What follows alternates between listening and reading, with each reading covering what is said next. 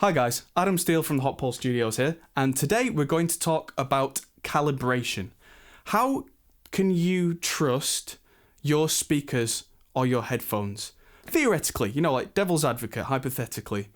How do you know that your speakers or your headphones are giving you a completely accurate sound? Which is to say, how do you know that your mix is going to translate well to somebody else's system? So today we're talking about that specifically through the lens of Sonarworks. This is Sonarworks 4 for speaker and headphone stuff. This isn't a sponsored video. I reached out to them because I was really excited to try it. So without further ado, let's talk.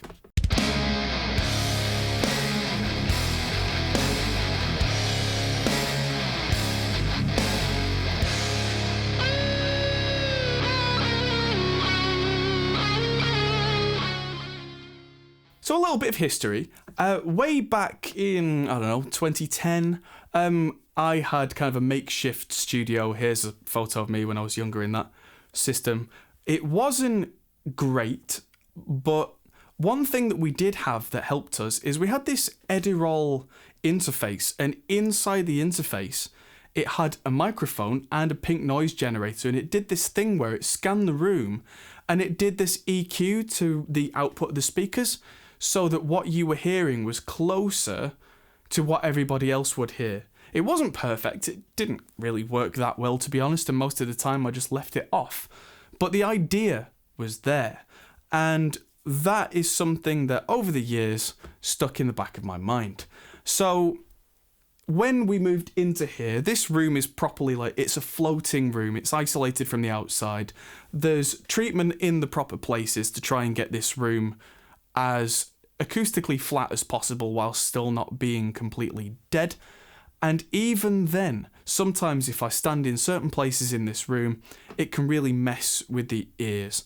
So that's where Sonarworks comes in, because unless you've got £1 million to treat a room with some serious high-grade maths, do the best you can with treatment, working out where the dead spots are, where to put bass traps and everything. It still won't be perfect, and that's where Sonarworks comes in.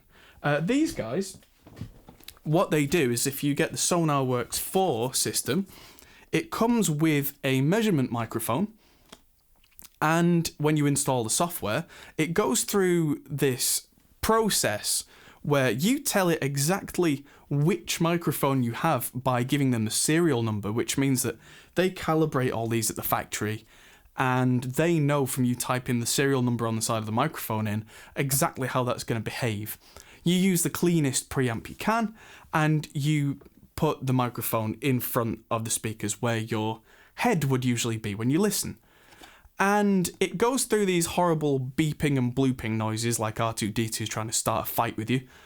And then it gets a little bit scary because it can show you exactly where you've put that microphone from second to second. It can see you moving it around, only using the sound. It's kind of like it's like a bat using sonar. It's really quite impressive. And at the end of all of this, it's worked out how your speakers, your monitors, and your room interact, and it puts a calibration profile into the Sonarworks software. From there, you go into your DAW, whether it be Pro Tools, Logic, Reaper, any of those. If it's a DAW that has a monitoring effects section, you put Sonarworks in there. If it's not one of those DAWs, you put it on the very end of your master output, and you load in the calibration profile, and it uses the calibration stuff to do the exact opposite of what your room is doing to where you're sitting, so that you get as neutral and flat a response as it can possibly do. Now, the curve for my speakers, it's a little bit lumpy and bumpy on either side because one side of my control room has a curved wall because of the shape of the building. The hop pole, as it were, is a converted pub, is a corner building, so that's just something about the construction of this room. There's nothing I could really do about that. And it's really cool that it's worked that out and changes it. I mean, that's the kind of thing that no amount of acoustic dampening could really change. But having a room that was fairly neutral to begin with means that I've got an even more neutral response now. I can now trust my mid-range a lot more. The bass had a couple of lumpy bumps in, but because I've got this room fairly well bass trapped and treated, it wasn't too crazy. It was just a little bit of a bump, but that's evened that out. And it means that now I can sit in the middle and the vocal just comes at me right down the centre as it should. Nothing pokes itself out unduly. The A7Xs that I use, the Adams, seem to have a tendency to sit the vocal back a little bit in the mix. And it's interesting we can see that on this curve, that it's just brought those frequencies back out, which really helps me to not overcompensate. Even though I got used to these speakers in this room, I'm finding now that as I'm mixing, and I've adjusted to the way it's corrected, the clients I'm working with are no longer questioning what I'm doing, because what I was finding is if I was sat next to a client and I had the vocals sat a little bit back in a mix, I knew that my system sounded like that, but they would be then questioning, like, why are you doing that? And now they're not doing that. They hear what I hear in a neutral environment. I mean, it was only a dB here and there, but it was enough that it could make people go, even though if I sent you a mix to listen somewhere else that worked. I'm finding that getting to know your room is step one, but trying to have your room as flat as possible is step two. You do have to be careful with Sonarworks if your DAW doesn't have a monitoring section to make sure that when it's at the end of the effect chain, when you're about to render or bounce a file to send to someone else, you make sure you turn that off, because that's only supposed to affect what you hear.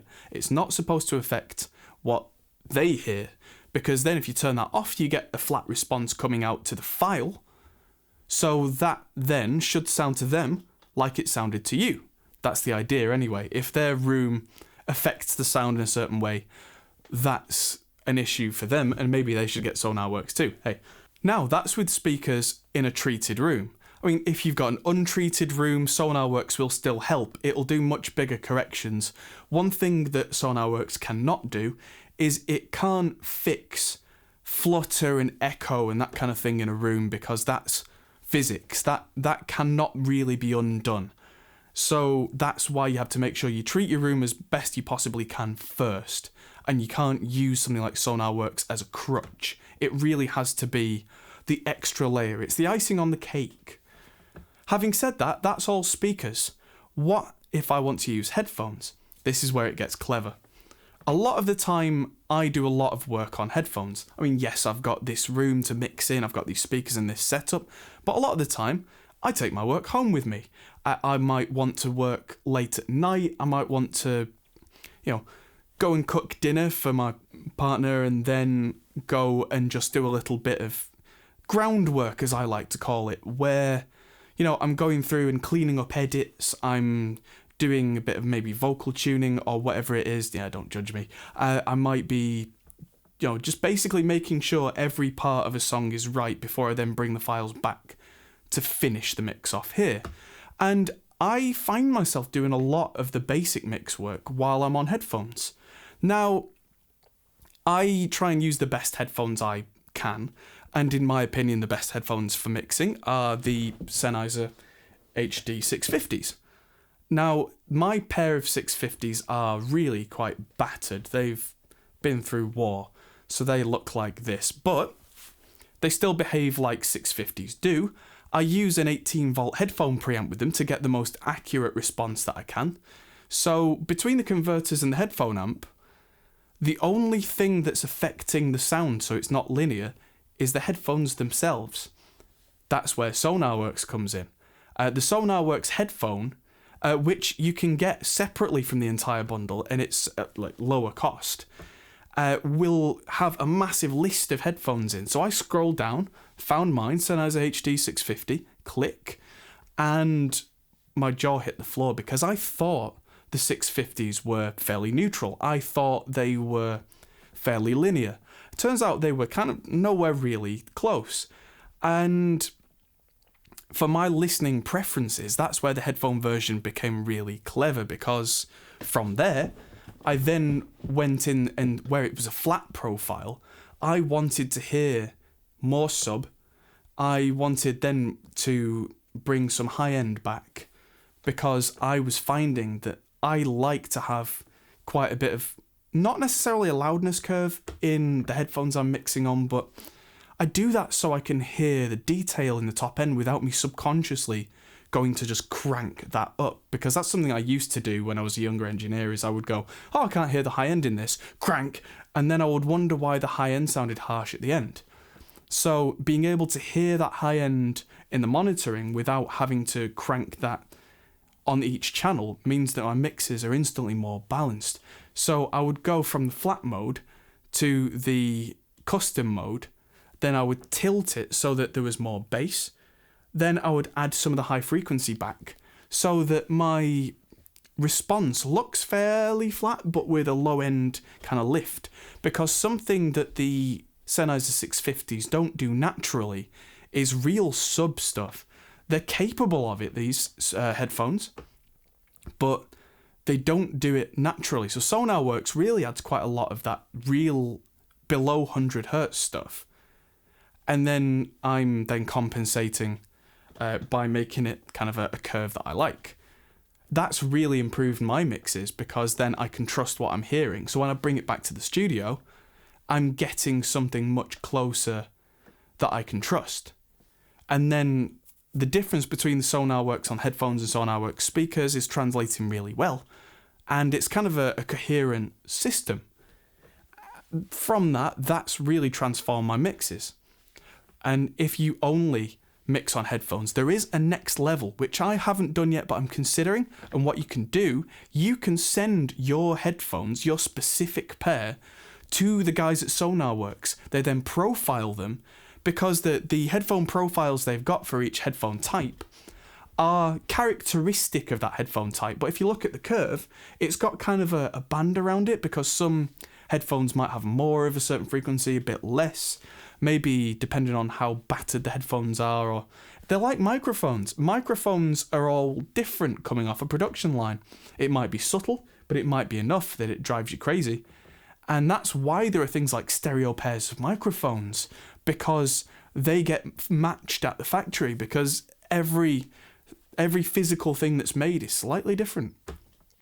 So if you send your headphones to them, they then profile them perfectly, send them back to you with a file, and then you put that into your correction, and you will get the most linear response. I mean, if you've got a good, clear headphone amp, good, clean conversion, and a Sonarworks profile, you're going to get the most linear response that you can possibly imagine. Now, from linear, what about if you don't want linear? What if you want them to sound like, say, a pair of NS10s or a hi-fi system? There are profiles in Sonarworks where you can select those, and suddenly it sounds a lot closer to one of these vintage units, or some sort of like bass heavy headphones or something like that. I mean, it might sound terrible to your ears. I personally hate listening to things like Yamaha NS10s or Beats headphones, or that's a personal preference, but sometimes I like to know how my mixes are going to translate to that kind of system. So having that option there to briefly click on and listen to is great, because it means that I don't then have to go and switch and then go and listen in the car and listen on the the NS10s, which I have the Studio Spares equivalent here, but a lot of people don't. And just being able to go click and just choose that is so time saving, because it means that I can trust my mixes, and if anything pops out that shouldn't pop out, I can then instantly notice it, fix that in my mix, and then go about my day. And then when I send that to the client, they're so much happier, because the first time round it's so much closer to what they had in their mind that it means that I or any other mix engineer using this comes out on top. The one last thing that I wanted to mention about the Sonarworks software is the reason that I got in contact with them in the first place, which is this cool thing called the system-wide, which is, this is great if you're using Sonarworks for mixing, mastering, but you've got this software. What if you want to use it all the time? After hearing what Sonarworks could do on headphones to a mix, I then started thinking, well, what about if I listen to my music? Like listening to tracks for reference. So then I opened up my iTunes library, and I had the calibration on for the HD650 headphones, and the system wide doesn't need to be in a DAW. It just takes your system sound and applies what it's doing to everything that comes out. I don't know, YouTube videos, iTunes, whatever. It just makes everything sound better. And I was listening to some of my favourite albums, and I just closed my eyes and just enjoyed the music like I had not done in a long time, because everything just sounded so good. I could hear every detail. Even though I thought the 650s were good to begin with, and I've got proper headphone amp and everything, it just made the details come alive, and that was so good that after that I just had to get in contact with Sonarworks, and I was like, guys, I have to talk about this. So that's why the guys at Sonarworks, I finally convinced them to send me the Sonarworks software. So full disclosure, they did send me this, but only because I really asked them to. And so thank you to the guys at Sonarworks for sending me this. Then I'm not paid to talk about this. They didn't contact me. I badgered them because I tried the trial. Is it a 15-day trial? There is a trial. I can't remember how long it is. Let's find out. So there is a trial available on the Sonarworks website, so give it a go. That will obviously work for the headphone version, and it's, you can't really do the speaker version unless you get the reference microphone, but just try it with headphones, see what you think. And I've just found out that today the 4.1 update is out, so apparently it's even more accurate, so I'm going to have to do the capture again. I was going to, stage the capture for the camera because I've already done it once to do this, but now I'm literally going to have to do it again, so I may as well film it, so you'll see and you'll hear what's going on. It will sound like, but... And there's an affiliate program, so I'm going to have an affiliate link, so if you check in the description below and click the link to the Sonarworks website, that will help me out as well. So if any of you guys buy the Sonarworks stuff because you're convinced and you go through the link that is provided from the Hot Pole Studios, we'll be helping each other out. So that would really be appreciated. So yeah, really go and check this out. Thanks for watching. I'm Adam Steele, and I'll see you in the next video. Goodbye. Thanks for watching, guys. If you enjoyed this, feel free to check out our other videos, as you can find here, or check out our Facebook and Twitter, or our Patreon page, which helps us to make more videos like this. Thanks for watching, and we'll see you in the next video.